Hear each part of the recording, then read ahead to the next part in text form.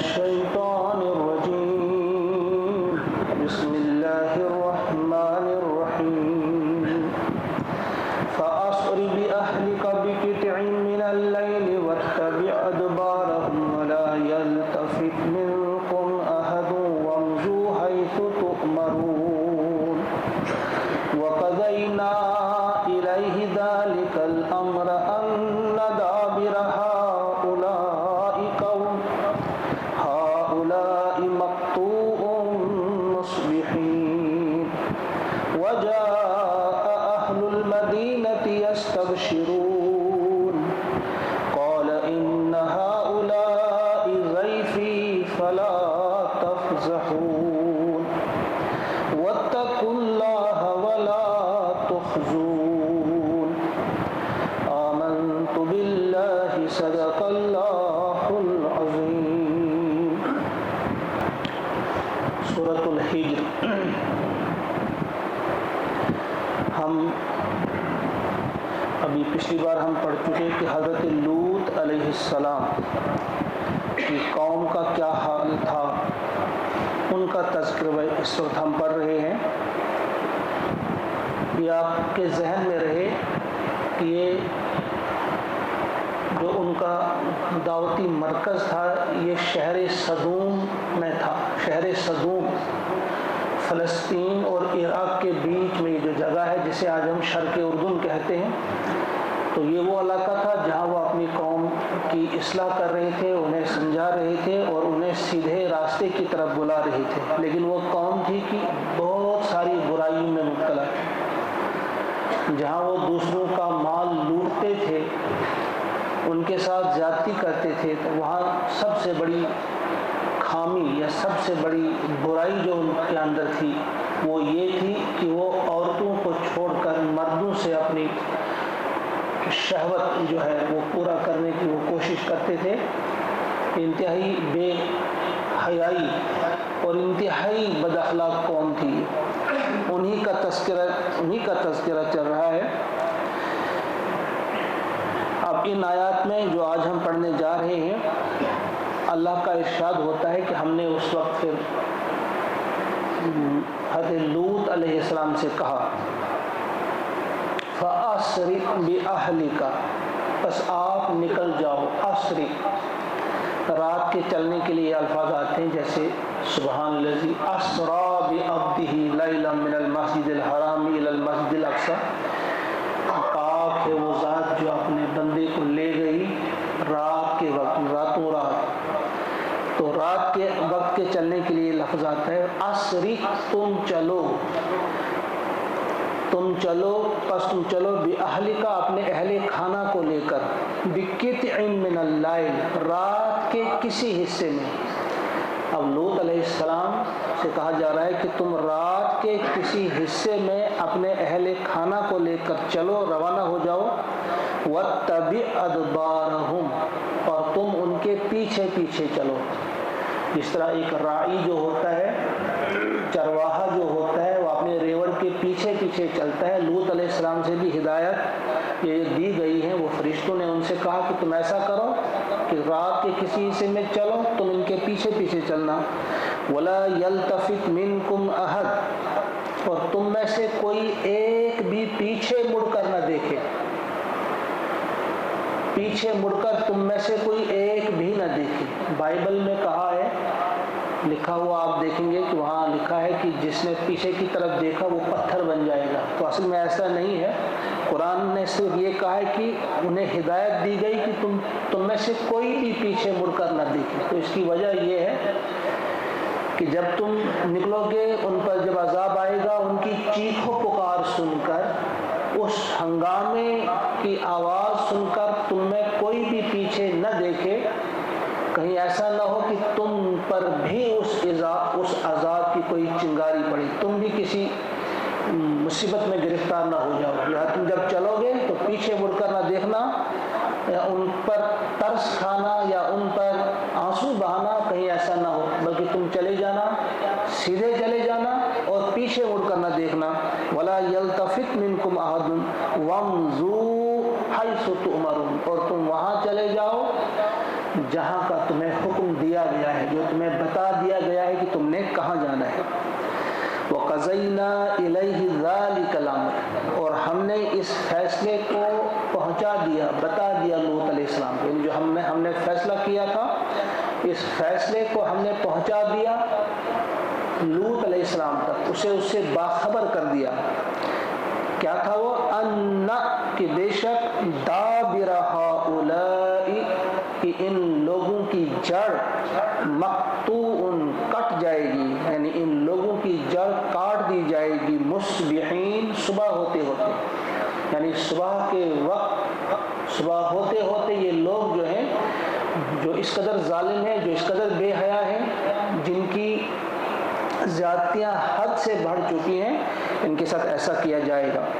وَجَاءَ أَهْلُ الْمَدِينَةِ، اور آئے شہر کے لوگ، اہل مدینہ سے مراد کیا ہے؟ مدینہ شہر کو کہا جاتا ہے، شہر کے لوگ، شہر والے آئے، یستبشرون، خوشیاں مناتے ہوئے۔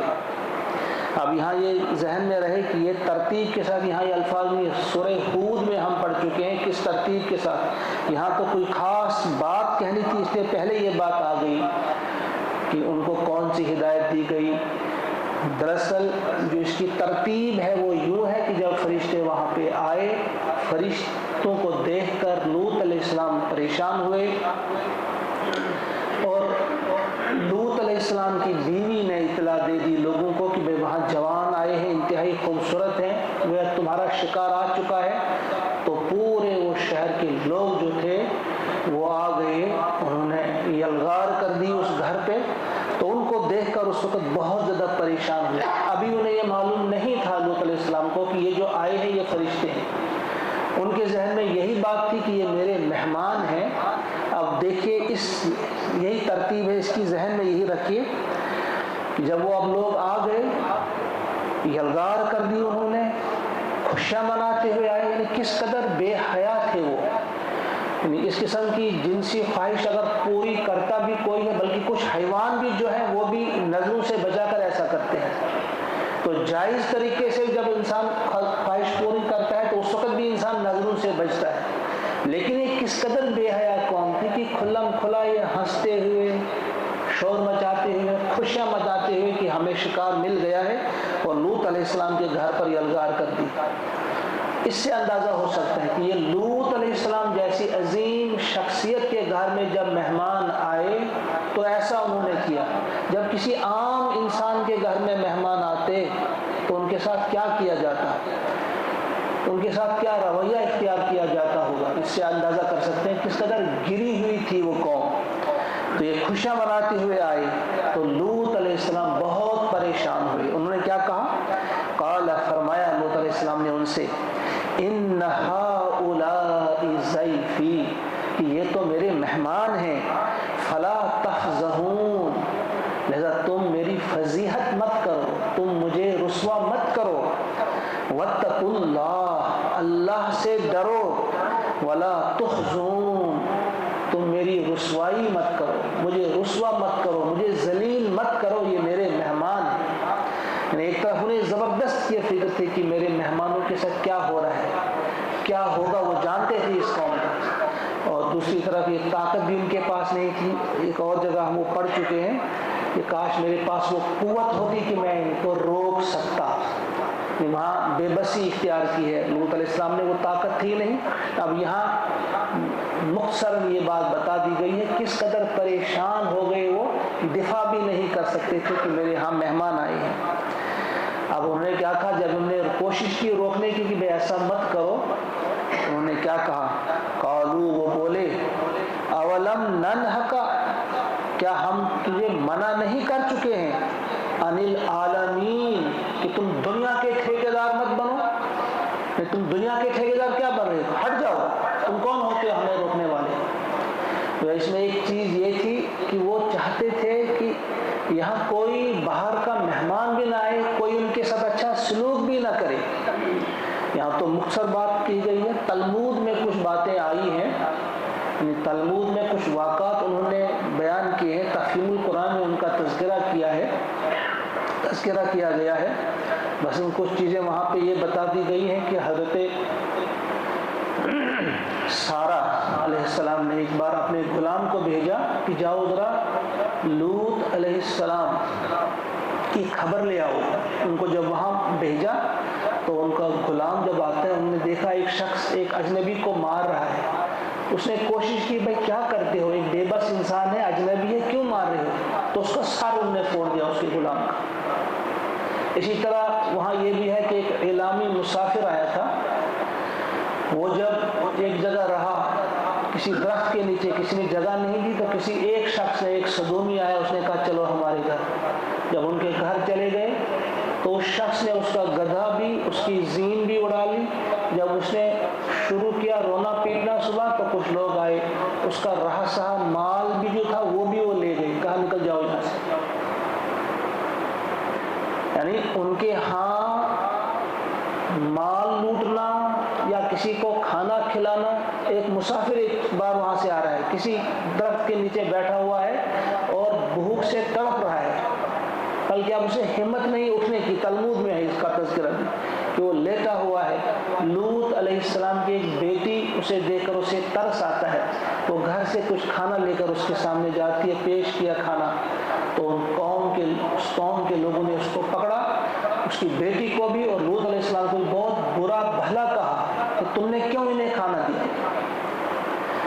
یعنی خود کھانا نہ کھلانا بلکہ اوروں کو بھی منع کرنا, تم نے کھانا نہیں کھلانا ہے. ان کے مال کو لوٹنا, ان کی عزت کے در پہ ان کی عزت کو لوٹنا, یہ ان کا کام بن چکا تھا. تو یہاں بھی انہوں نے کہا اولم ننہک عن العالمین. لوط علیہ السلام نے کہا ہم نے تمہیں منع نہیں کیا ہے کہ تم دنیا کے ٹھیکیدار بنتے پھر رہے ہو. گویا اب قصور ان کا ہے کہ تم نے انہیں کیوں لایا, ہم مجبور گئے, ہم نے اپنا شکار دیکھا, تمہیں نہیں ان کو مہمان بنانا چاہیے تھا. گویا قصور ہمارا نہیں کہ ہم ان پر ٹوٹ پڑے ہیں, بلکہ قصور تمہارا ہے, تم نے کیوں ٹھہرایا انہیں. جوان ہے, حسین ہے, لہذا یہ تو ہم چاہتے ہی ہیں, یہ تو ہماری چاہت ہے, لہذا ہمارے راستے سے ہٹ جاؤ. اب لوط علیہ السلام کیا کہتے ہیں, قال فرمایا ہؤلاء بناتی, یہ میری بیٹیاں ہیں, ان کنتم فاعلین, اگر تمہیں کچھ کرنا ہی ہے تو میری بیٹیاں حاضر ہیں. تو یہاں مفسرین نے لکھا ہے بیٹیاں سے کیا مراد ہے, قوم کی بیٹیاں. قوم کی بیٹیاں تو پیغمبر کی بھی بیٹیاں ہوتی ہیں. کہا میری قوم کی بیٹیاں تمہارے گھروں میں موجود ہیں, یعنی تمہاری جو بیویاں ہیں وہ میری بیٹیاں ہیں. جائز طریقے سے اپنی اس خواہش کو تم پورا کرنے چاہتے ہو, اپنی ضرورت کو پورا کرنے چاہتے ہو, ہماری بیٹیاں, میری بیٹیاں تمہارے گھروں میں موجود ہیں, یہ ضرورت وہاں پوری کی جا سکتی ہے.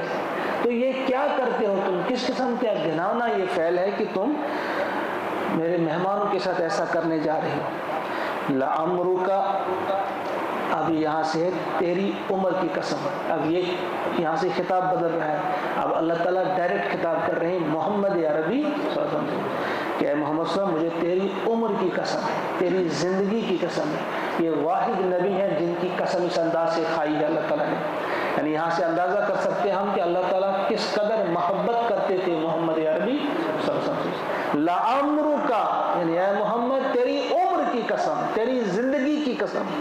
انہم, وہ افراد تھے اس وقت, لفی سکرتہم یعمہون, کہ وہ بالکل نشے کی حالت میں وہ اس قدر اندھے ہوئے تھے, انہیں کچھ دکھائی نہیں دے رہا تھا. وہ اپنے شکار کو دیکھ کر وہ بالکل اندھے ہو چکے تھے نشے کی وجہ سے, اس نشے کی وجہ سے. یہاں جو قسم کھائی ہے اللہ تعالیٰ نے, تو اللہ تعالیٰ جس کی قسم کھائے چاہے کھا سکتے ہیں, لیکن ہمیں ہدایت دی گئی ہے کہ تم قسمیں مت کھایا کرو. حضور علیہ السلام نے فرمایا کہ جب قسم کھانی ہی ہو, کبھی ضرورت پڑے, تو اللہ کی قسم کھا سکتے, کسی اور کی قسم نہیں کھا سکتے. حضرت عمر رضی اللہ تعالیٰ عنہ نے ایک بار قسم کھائی تھی اپنے والد کی یا کسی اور کی, تو پیارے نبی صلی اللہ علیہ وسلم نے منع کیا تھا, خبردار قسمیں مت کھایا کرو. اگر قسم کھانی ہی ہے, کسی وقت ضرورت پڑے, سچی قسم ہو, تو اللہ کی کھایا کرو, کسی اور کی قسم کھایا نہ کرو. تو یہاں فرمایا جا رہا ہے کہ تیری عمر کی قسم اے محمد صلی اللہ علیہ وسلم, تیری زندگی کی قسم, گویا کہ وہ اس وقت نشے کی حالت میں بالکل اندھے ہو چکے تھے.